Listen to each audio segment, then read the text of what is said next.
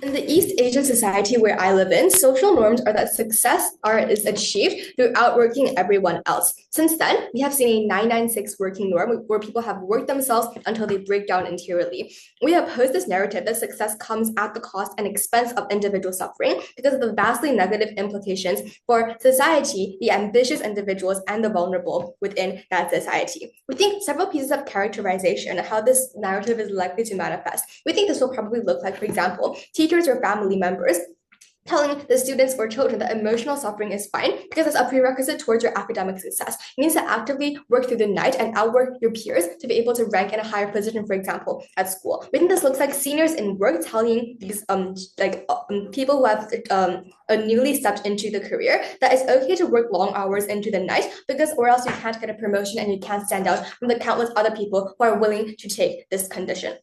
I can see from these examples that it is likely this narrative will disproportionately impact the non-successful, the newcomers, the youth, for example, more than the successful, because the successful, the relatively elder people and the elites have already gained a certain amount of success or superiority.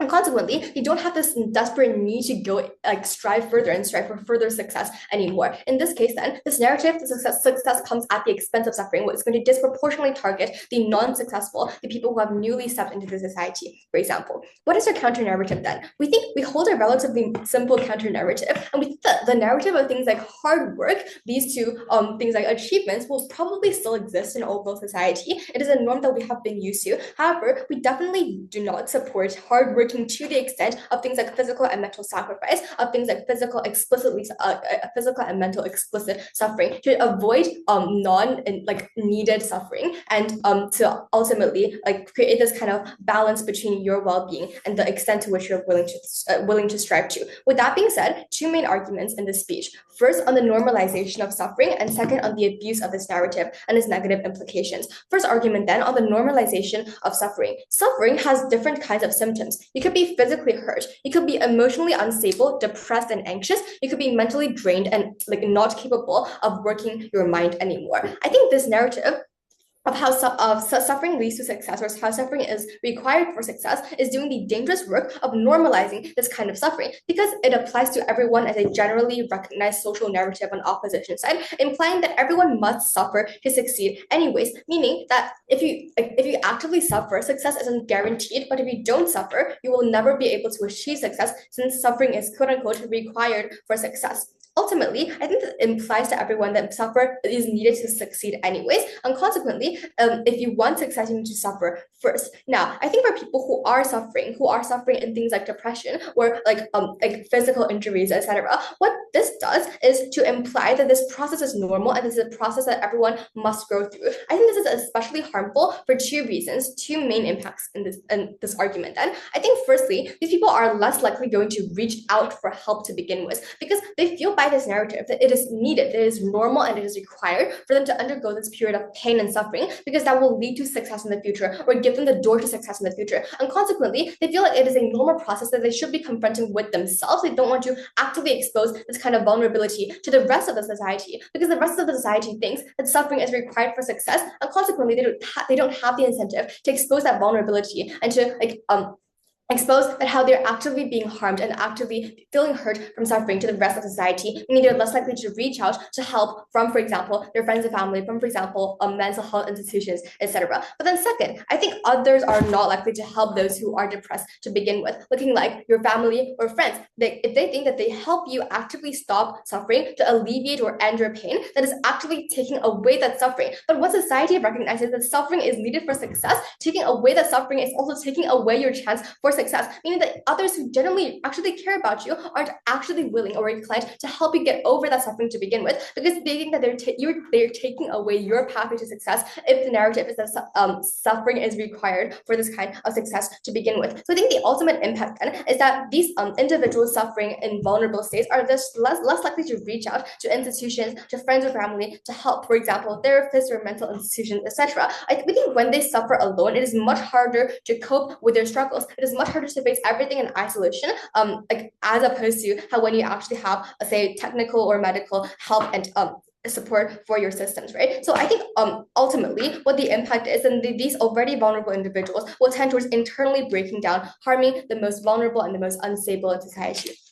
Second argument then is the abuse of the narrative in general. We can see that in especially asymmetric relations, for example, the parents to the child or the boss of the employee, where one side is more successful and holds more power over the other, this narrative goes from the successful to the not yet successful and creates an avenue for exploitation and abuse. It will likely look like bosses telling their employees that, oh, I've got this far from working long hours, from sacrificing my nights, from sacrificing my time with my family and my own enjoyment, meaning that employers, especially the youth or the less experienced, tend to listen to this kind of advice from the people who have strived to be a kind of successful or prominent figure in this field, since this is a widespread social narrative that it is right for them and it is normal and required for them to suffer. And ultimately, I think this creates a very dangerous loophole to exploitation of, for example, bosses exploiting their workers to work deliberately longer hours by putting dumps of work on employees that it is unreasonable for them to handle, or making them suffer through things like emotional labor and responding to countless texts after they return home in the night. I think this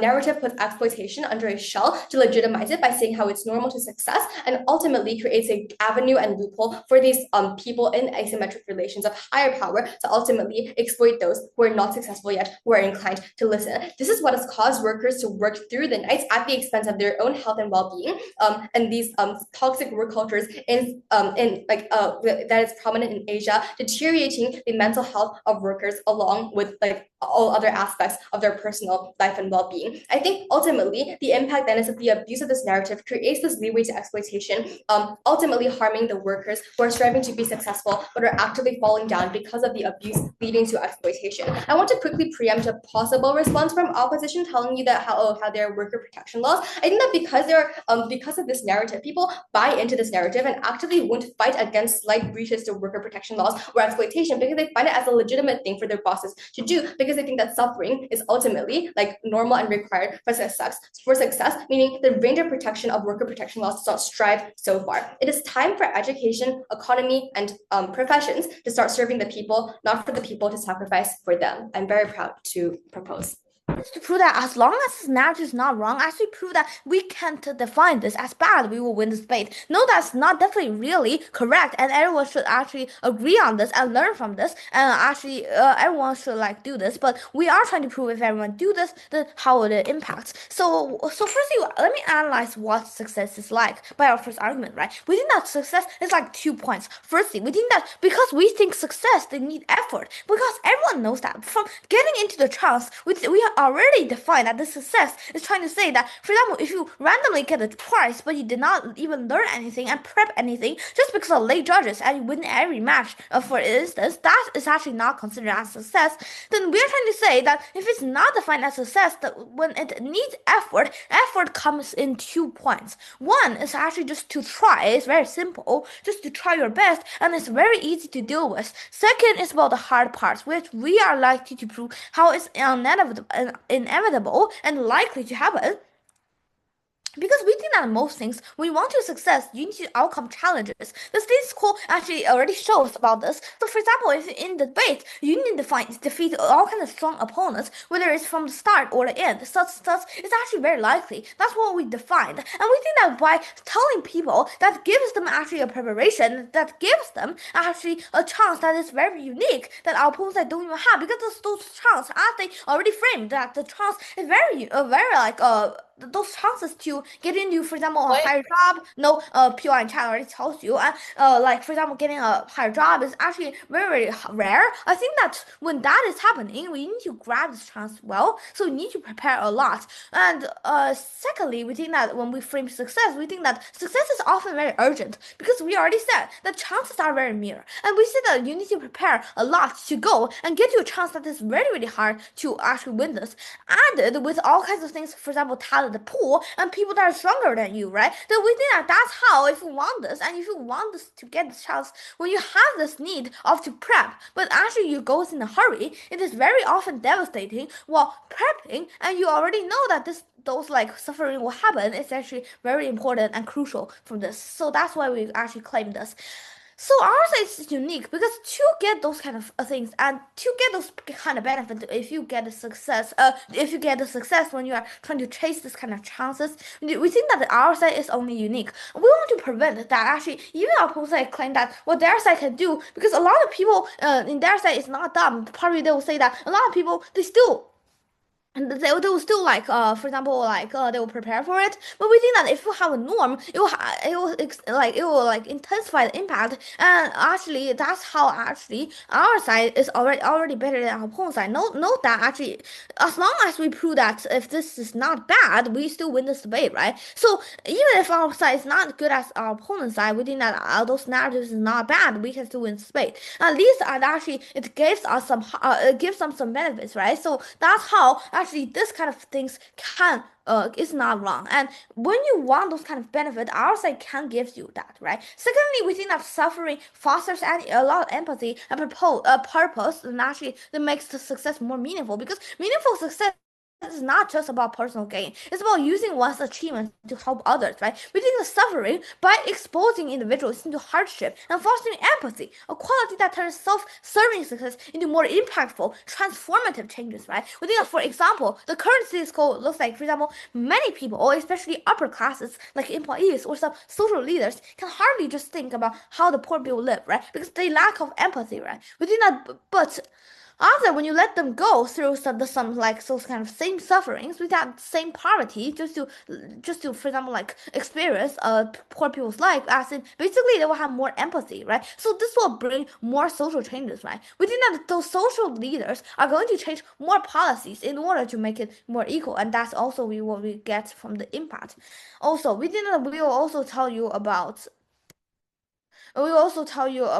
the third point, right? We want to say that actually we actually bring you some abilities, right? We think that when you prep and when you want to change the success, that we already framed how it's important and how it's hard. All of those are actually needs to do all those needs abilities. While when our side benefits, we actually already win. Even if our side did not like change the success, but our side at least helps. There's many ways to success, but our side is one of them. So that's how actually when we prove this, we think that we already won. Now we fulfilled our burden. We are going to prove why, right? So basically, firstly, our side can deal with hard work, as we already explained. Our side is unique from this.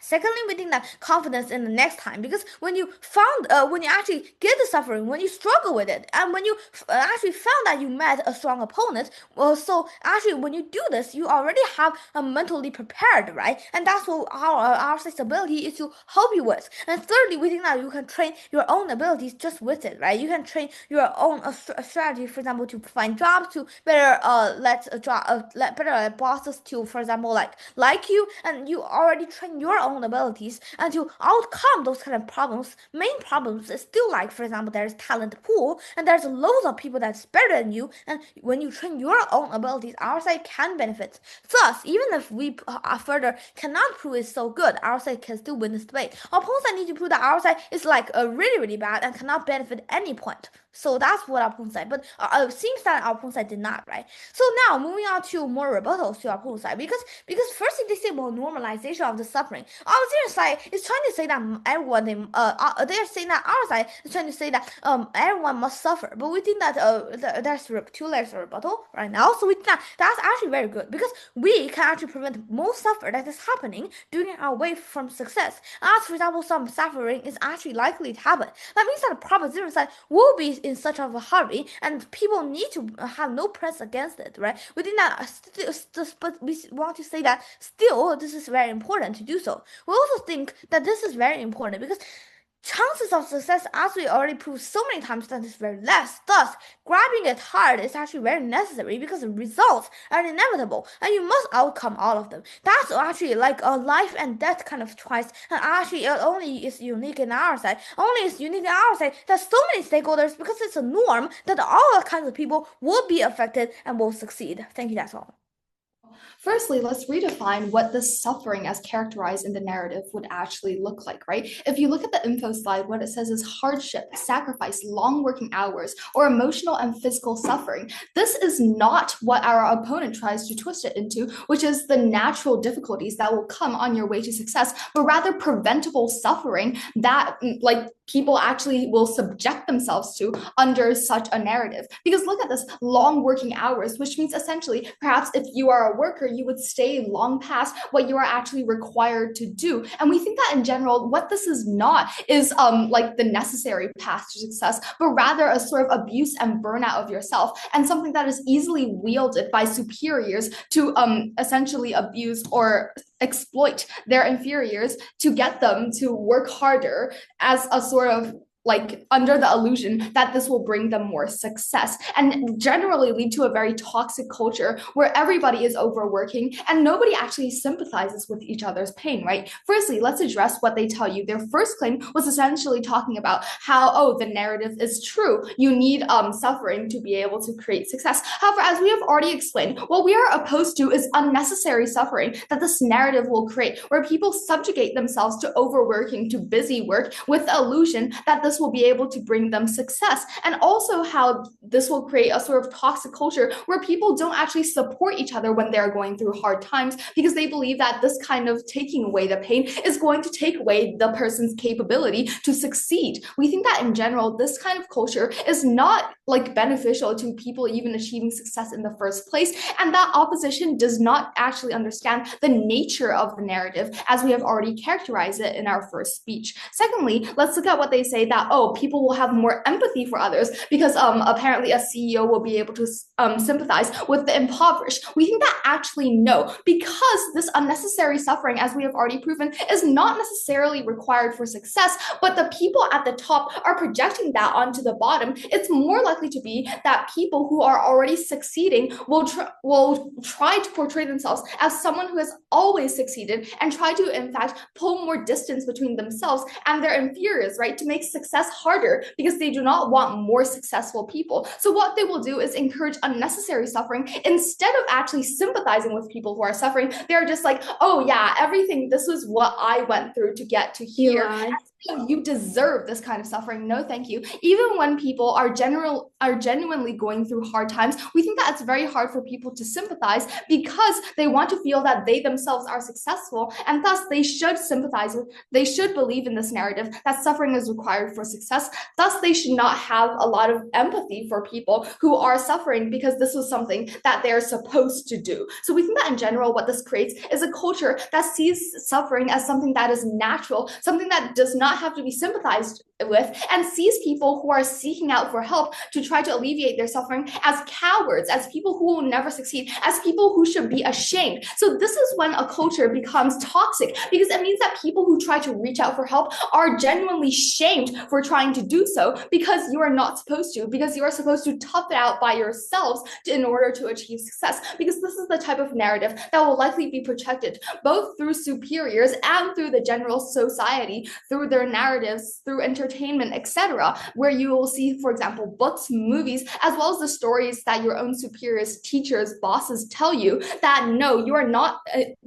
even allowed to complain or acknowledge your own suffering is hurting you. You must tough it out by yourself. So we think that in general, what this creates is in fact the opposite. We're able to flip this and tell you that in fact there's a less empathetic society under such a toxic narrative. Thirdly, they tell you that, oh, you're going to be able to grow more abilities because you're going to be mentally prepared for the pain. We think that this is not true, right? Because they say it like this kind of pain is inevitable, while in fact it is not actually. Because what this looks like is sacrifice, actively sacrificing your own personal well-being in order to achieve that level of hard work that is supposed to be able to bring you success. And even if it doesn't, you're expected to reach that level of hard work either way. We think that this kind of unnecessary sacrifice is something that is built into the culture because of this narrative. And when there isn't this narrative, when people don't encourage unnecessary suffering, people won't even have to be prepared for this pain in the first place, because that pain will not have to happen. It doesn't have to be inflicted.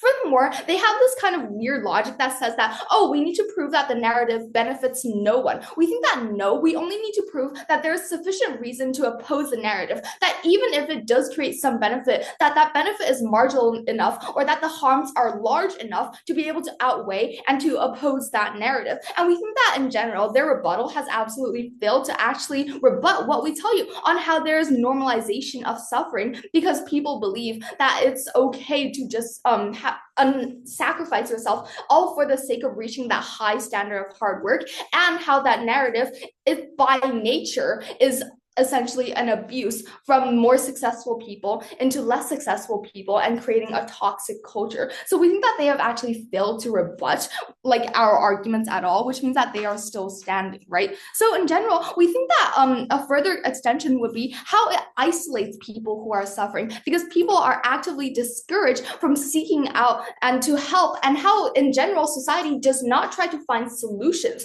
to people who are suffering. So this leads to things like, for example, in the educational system, where teachers give an unnecessary load of work to their students every day, to the point where they can only sleep at, for example, 12 a.m.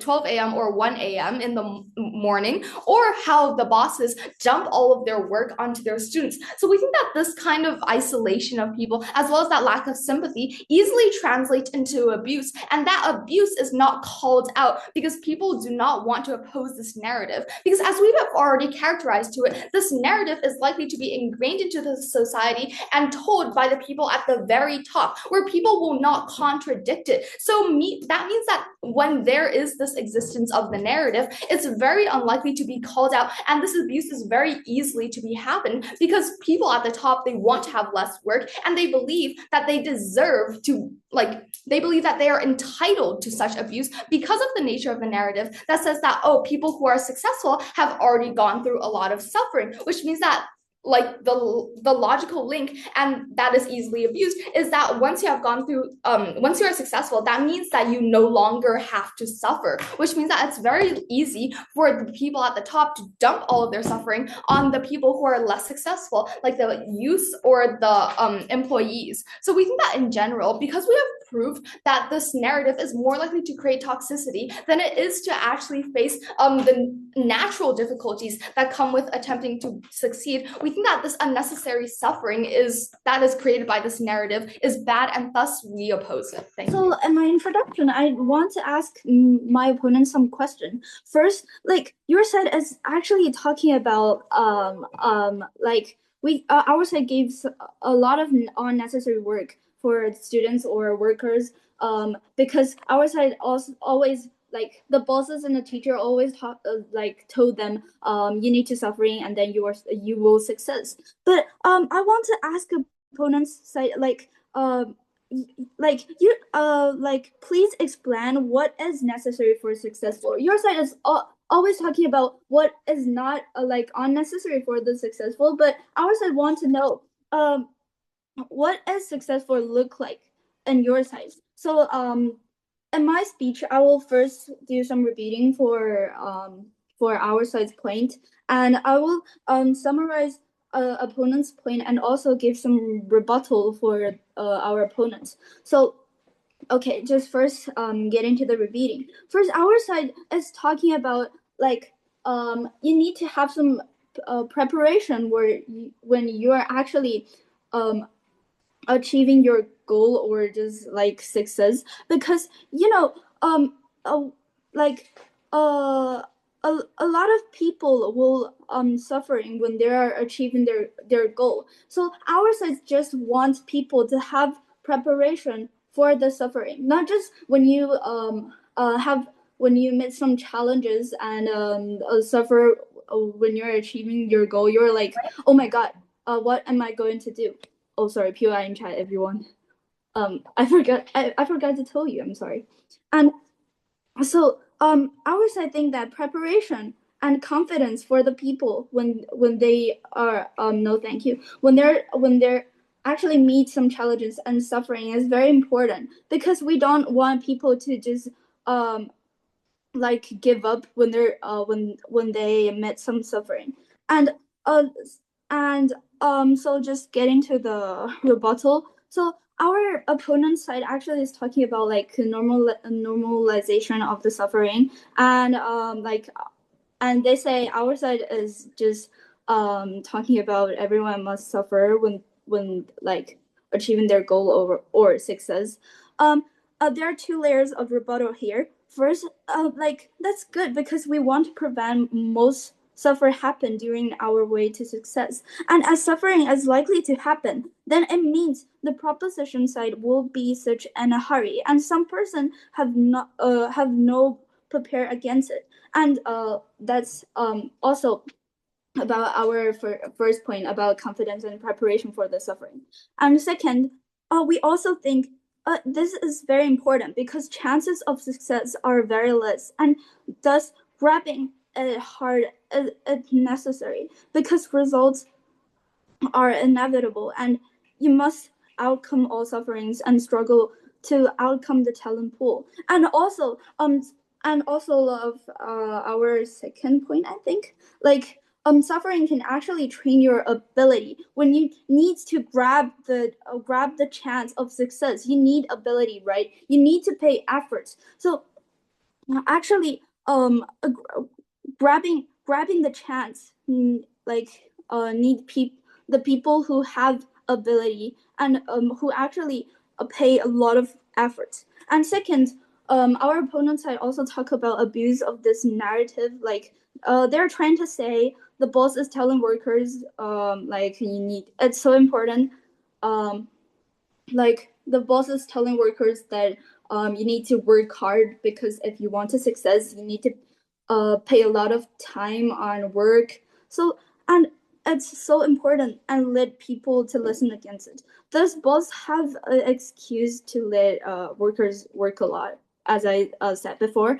And there are also two layers of rebuttal. First, it won't happen because workers, they're not like they have the ability of thinking, right? When boss tell workers like they need to work late, it's already a kind of suffer that workers need to outcome if they want this high paid job. So so can the opponent side prove that you don't need to pay any efforts, you don't need to like you don't need to sacrifice anything, and then you will success.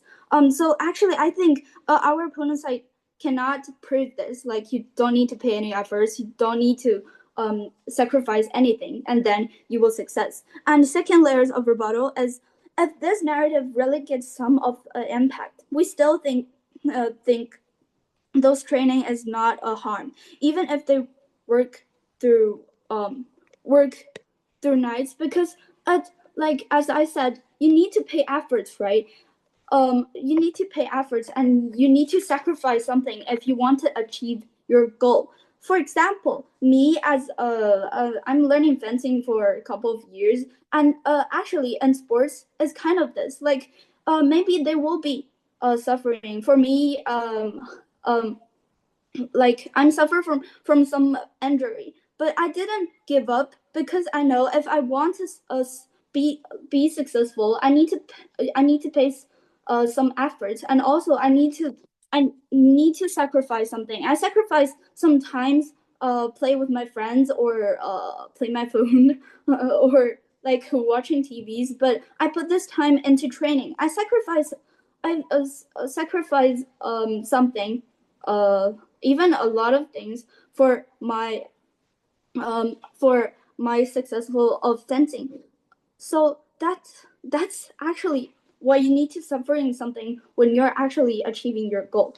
And also our opponent side like I think their main point is about like first as boss tell workers some like you need to sacrifice something and you need to pay a lot of efforts, that as an excuse for workers to work more. And as I rebut and my yeah. And and second, they're talking about like people who seek for help is shame. I don't think our opponent side really understand this, and I think my partner will explain this because I didn't have time. So that's all. Thank you. Proud to propose. Two strategic calls before I move on to the main clash analysis of this debate. Firstly, suffering is different from hard work, and our opponents need to make that differentiation, right? Suffering is pushing yourself to the fullest extent. It's working hard and staying deep, like staying late into the night, even if it is unnecessary. Hard work is putting in a reasonable amount of effort that you need in order to try to get better at something. These two are very different from each other, as you can tell from the info side. And our opponents cannot defend hard working, right? They have to defend suffering to the extent. But also, secondly, we are not debating the motion on if this narrative is true or not. It doesn't really matter if this narrative is true or not at the end of the day, right? But like for your information, it probably isn't. You probably don't need to constantly abuse yourself or sacrifice personal interest to succeed. But even if that is true, the only thing that matters in this debate is how this narrative actually manifests in society and how it impacts other people. As long as we can prove the impacts of this narrative in society, like the harms outweigh the benefits, that we can win this debate. We don't really have to prove why this narrative is false in the first place. Now, move on to the main clash in this debate, which is about personal well-being and also implications on society. They have three main pushes in this clash. Firstly, they push that this narrative and this suffering makes success very meaningful. Firstly, as already told before, suffering is different from hardworking, right? We argue that hardworking and putting effort into this thing also makes success really meaningful. But also, secondly, how exactly do you define what meaningful success actually is, right? We argue that for everyone, the meaning of success and what this actually means to an individual, first, depending on the individual you're asking what thing that they're actually going through. So you can't really define meaningful success. But also, thirdly, we argue that no, suffering doesn't make success meaningful, because now when they recall back to the memories of, for example, what they did to achieve the success, now the success is associated with all these very painful memories of, for example, me abusing my physical and mental well-being in order to try to achieve something so desperately. We argue that it doesn't make success more meaningful. It makes you associate this success with much more harder and more painful memories, which obviously doesn't make the success better and more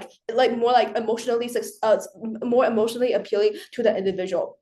Secondly, they make this very interesting push on mental preparation. How I'm prepared, like mentally, that I'm going to go through really hard things when I'm working hard to achieve something. First, to know that again, they are not differentiating suffering from hard working. But also, secondly, we are preparing for pain that can inherently can be avoided in the first place. But also, thirdly, what exactly is the impact of preparation? How exactly is preparation so effective? I don't really know, right? We argue that you're still more burnt out at the end because you're going through all this pain and you're going through all of this mental and physical suffering in the first place. We don't really think just like expecting this pain will make it much better or just make it magically go away. Like I don't really think that's necessarily true. And it didn't really explain the impact of the preparation and why exactly is the preparation so important.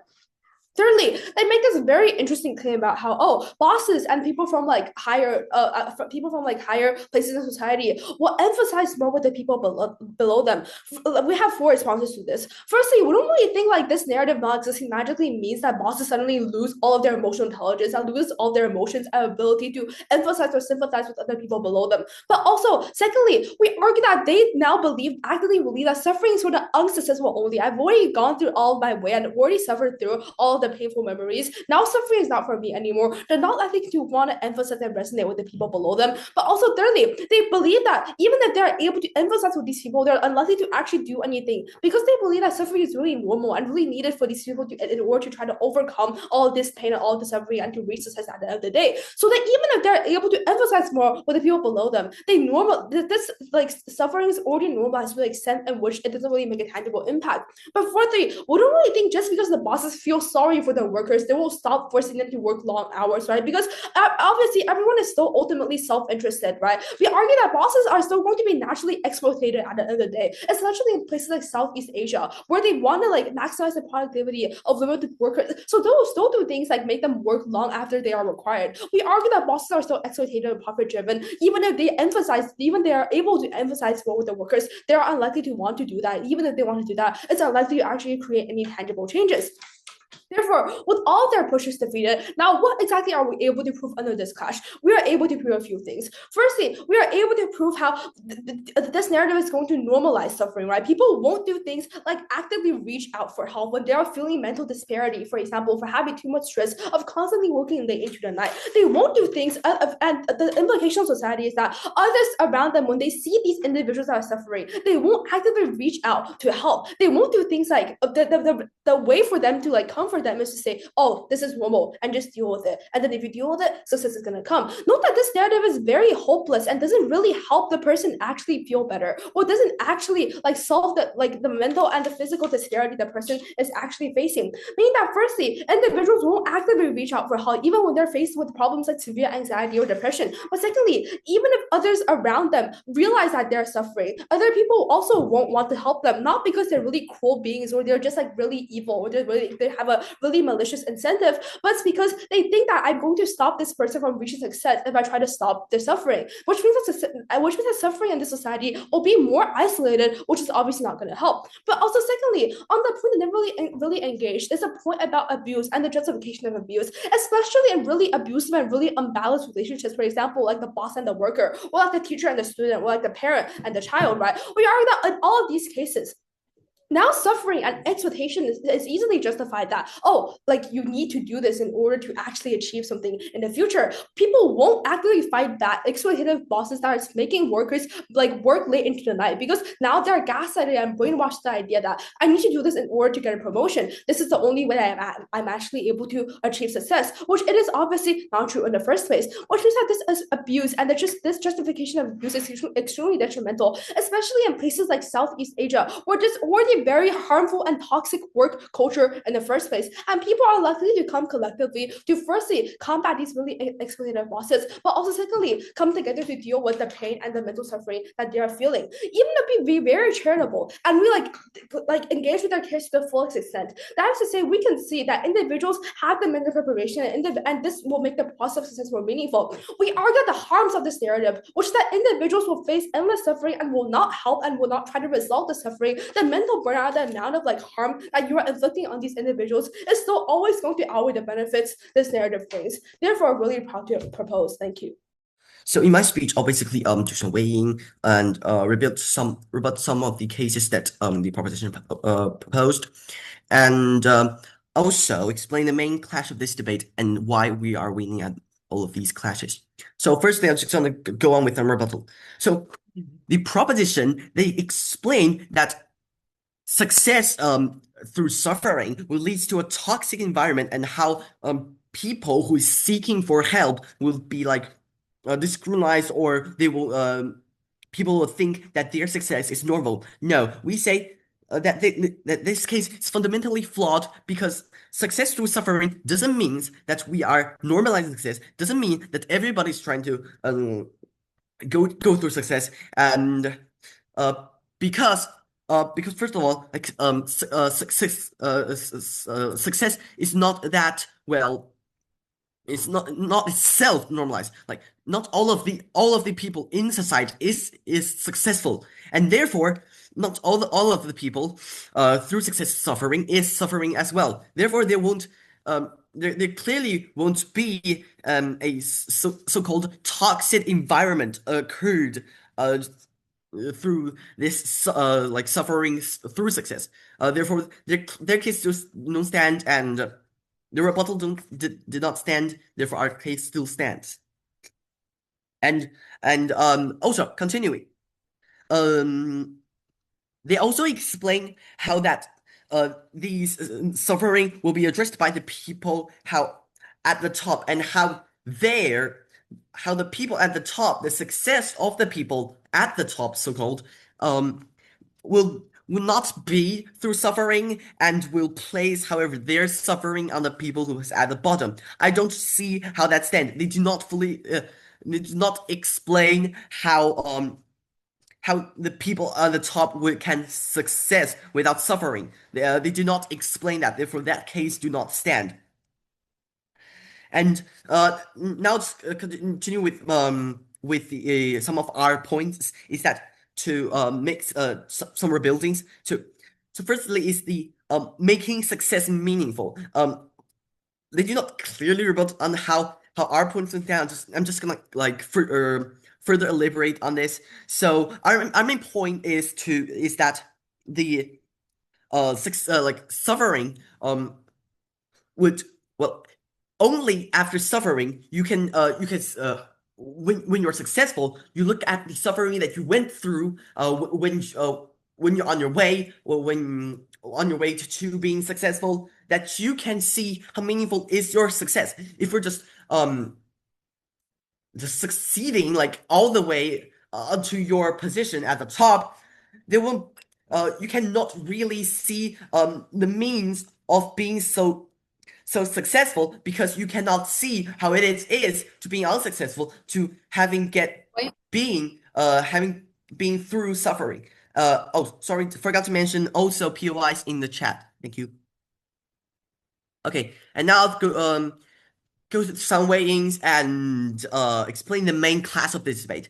So, firstly is abusing. We already explained that abusing is not going to happen because like the workers, they are not stupid. They can understand that these working late hours, these kind of sufferings is needed if they want the outcome, they want these high paid jobs.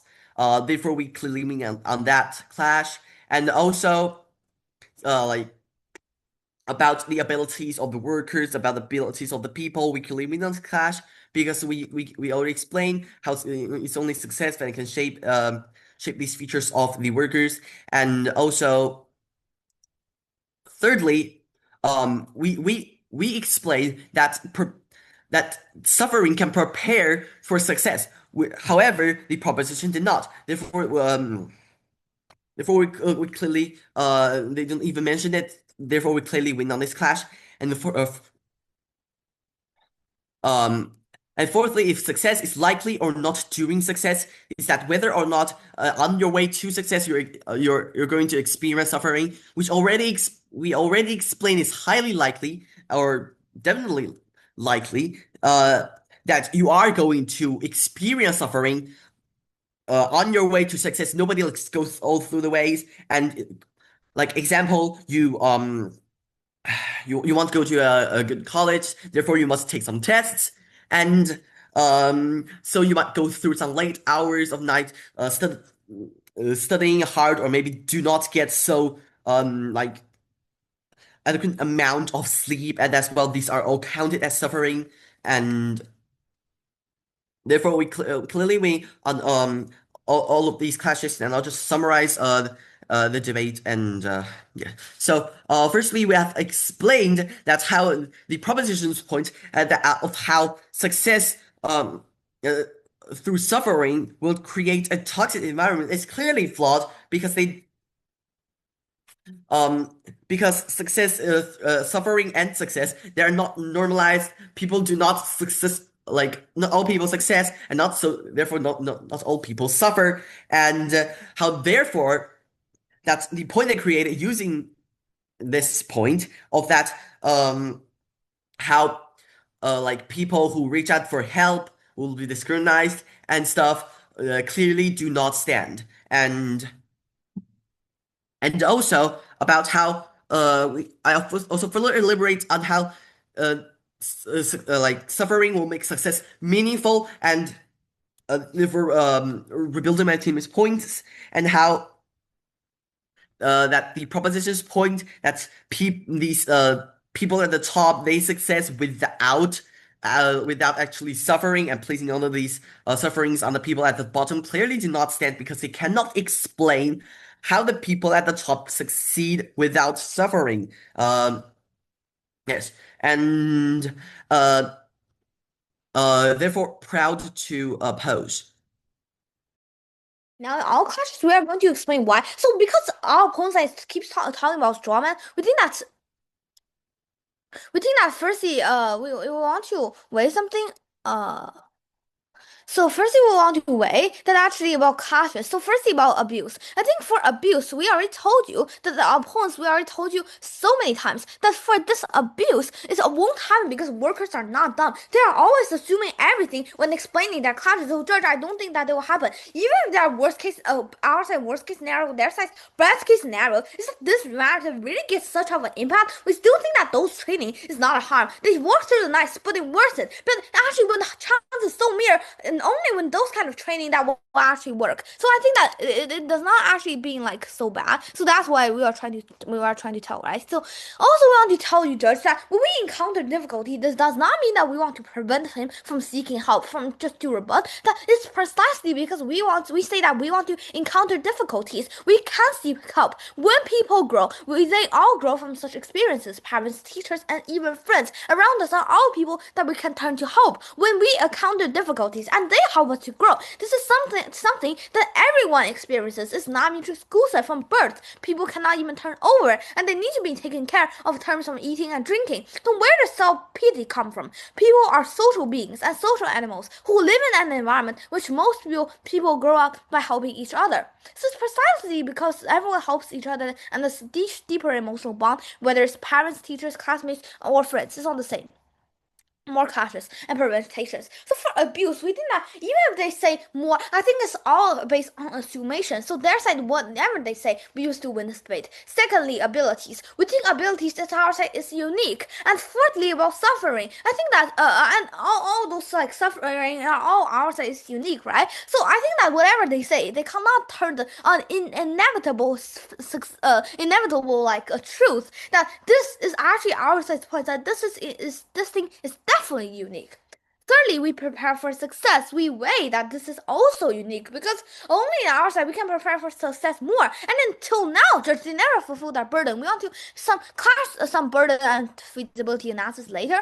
But firstly, from burden, right? We did it for burden. They never fulfilled because we already said that in the first and the start of our speech, even if our side can benefit a little bit, this is still a way to success, and this is still a way that can benefit people. That is not definitely a definite harm with no benefits at all. Our side burden to prove that it's a definite harm because this debate topic already mentioned that if it's like it's because our side is not opposed. It's not like definitely good, but at least there is some good. So we definitely cannot oppose this narrative, right? So that's what we are trying to tell you about. So lastly, Judge, if this is suffering, it's not likely we think that there's not a clash about if suffering is likely or not doing success. I think our opponents like basically just drop this clash, but we tell you those kind of suffering are very likely. Thus it's inevitable, and prepping is also very important. And those things are inevitable. So this norm is also inevitable. This norm is definitely true, and the norm is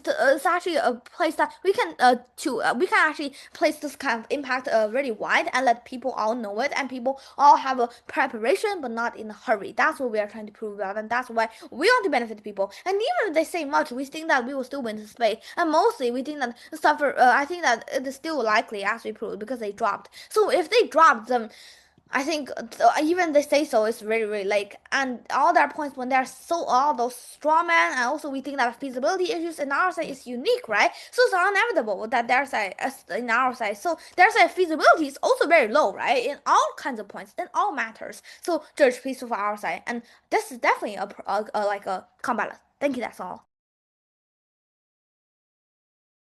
Thank you very much. I'd now like to call the final speaker of the round, the reply speaker from side government. All right. So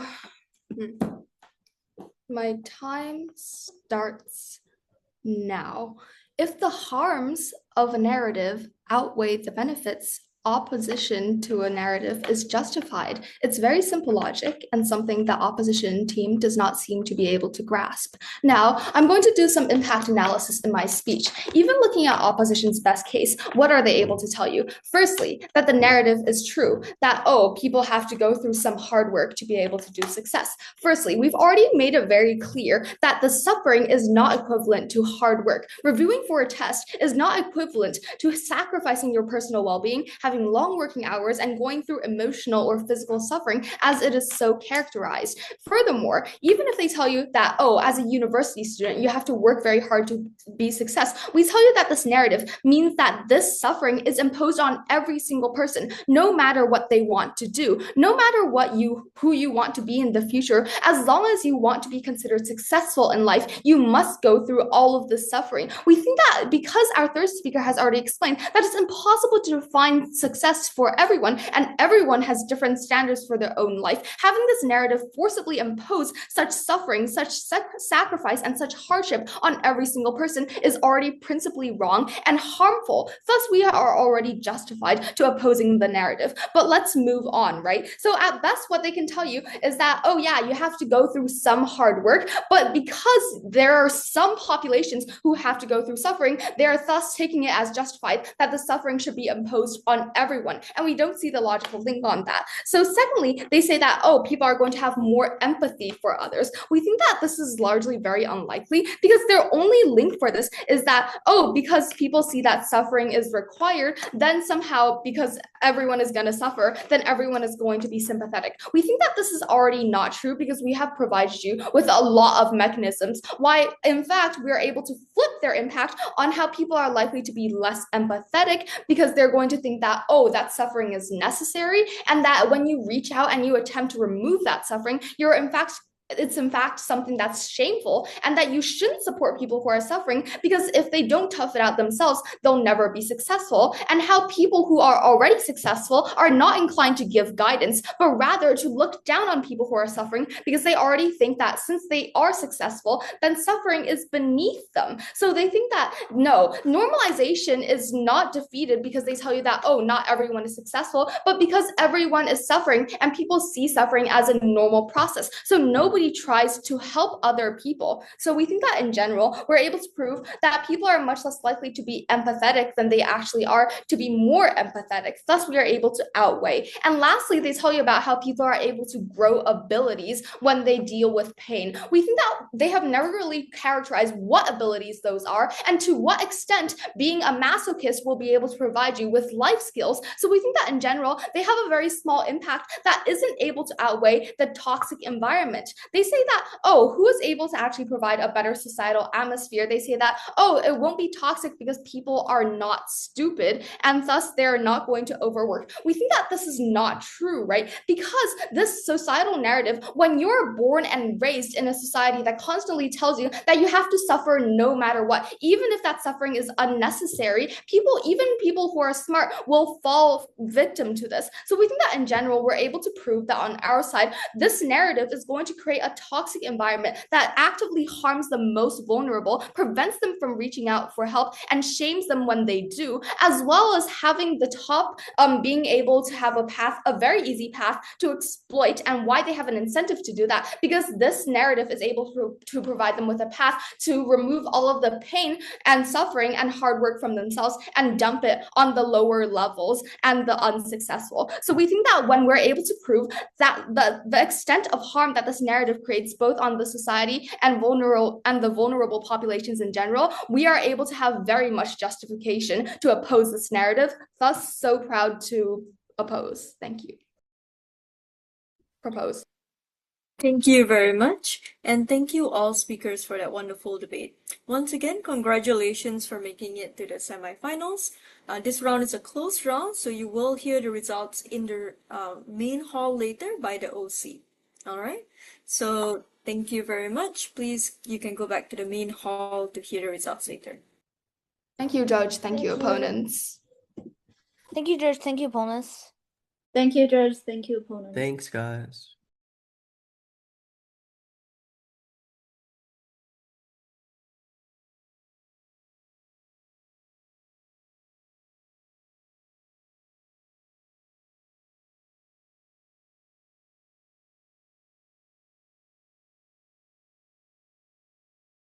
The harms of a narrative outweigh the benefits. Opposition to a narrative is justified. It's very simple logic and something that opposition team does not seem to be able to grasp. Now, I'm going to do some impact analysis in my speech. Even looking at opposition's best case, what are they able to tell you? Firstly, that the narrative is true, that, oh, people have to go through some hard work to be able to do success. Firstly, we've already made it very clear that the suffering is not equivalent to hard work. Reviewing for a test is not equivalent to sacrificing your personal well-being, having long working hours, and going through emotional or physical suffering as it is so characterized. Furthermore, even if they tell you that, oh, as a university student, you have to work very hard to be success, we tell you that this narrative means that this suffering is imposed on every single person, no matter what they want to do, no matter who you want to be in the future. As long as you want to be considered successful in life, you must go through all of this suffering. We think that because our third speaker has already explained that it's impossible to define success for everyone, and everyone has different standards for their own life, having this narrative forcibly impose such suffering, such sacrifice, and such hardship on every single person is already principally wrong and harmful. Thus, we are already justified to opposing the narrative. But let's move on, right? So at best, what they can tell you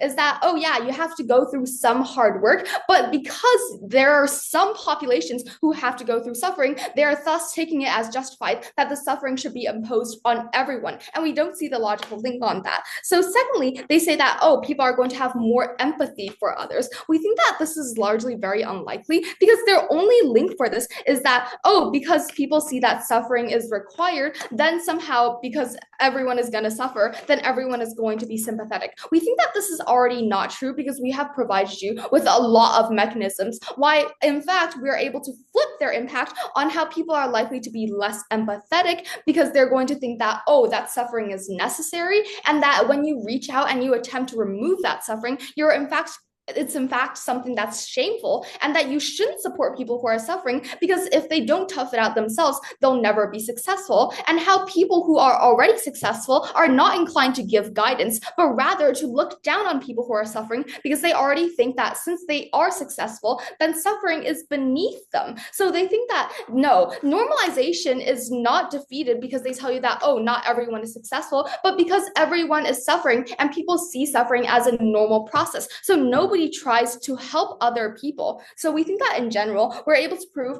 that people are much less likely to be empathetic than they actually are to be more empathetic. Thus, we are able to outweigh. And lastly, they tell you about how people are able to grow abilities when they deal with pain. We think that they have never really characterized what abilities those are, and to what extent being a masochist will be able to provide you with life skills. So we think that in general, they have a very small impact that isn't able to outweigh the toxic environment. They say that, oh, who is able to actually provide a better societal atmosphere? They say that, oh, it won't be toxic because people are not stupid, and thus they're not going to overwork. We think that this is not true, right? Because this societal narrative, when you're born and raised in a society that constantly tells you that you have to suffer no matter what, even if that suffering is unnecessary, even people who are smart will fall victim to this. So we think that in general, we're able to prove that on our side, this narrative is going to create a toxic environment that actively harms the most vulnerable, prevents them from reaching out for help, and shames them when they do, as well as having the top being able to have a very easy path to exploit, and why they have an incentive to do that, because this narrative is able to provide them with a path to remove all of the pain and suffering and hard work from themselves and dump it on the lower levels and the unsuccessful. So we think that when we're able to prove that the extent of harm that this narrative creates both on the society and the vulnerable populations in general, we are able to have very much justification to oppose this narrative. Thus, so proud to oppose. Thank you.